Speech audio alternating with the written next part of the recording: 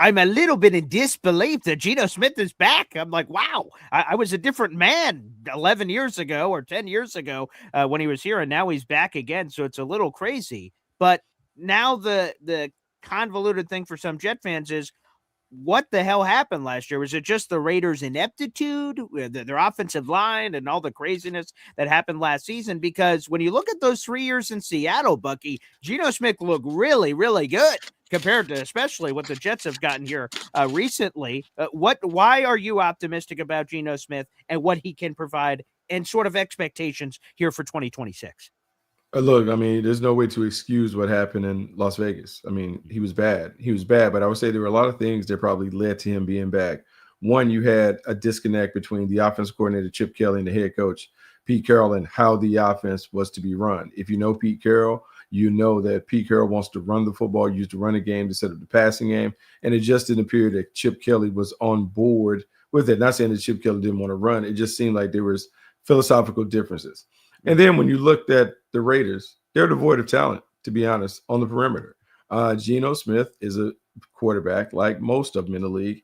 He plays better when he has better players around him. And when you think about a team that only had Brock Bowers in and out of the lineup, you had a young Ashton Genty. You didn't have an established receiver on the outside that was a true number one.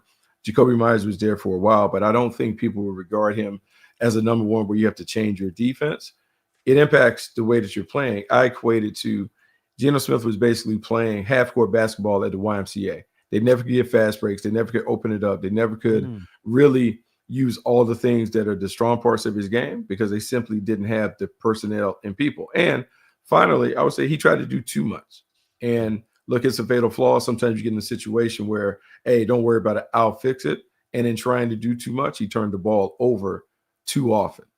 In New York, if they kind of stick to the script where they run the football, they lean on an offensive line that should be one of the better ones in the league, a rebuilt cast of perimeter weapons, they run the football with Brees Hall and Braylon Allen, he can be more of a distributor, more of a managerial type player than a guy that is the playmaker. And I say that knowing Geno Smith has 2 4,000-yard seasons. The Jets in their team history only have one. That speaks volumes about the ineptitude that's been going on at the position. And Bucky, let's highlight that a little bit more. That was in 1967. Joe Namath had 4,000 yards. He was the first quarterback in football history to have 4,000 yards. He was the first one to do it. He said, hey, NFL, this is how we do it. And then another Jets quarterback hasn't done it since. So that'd be lovely if Geno Smith can end that drought for us.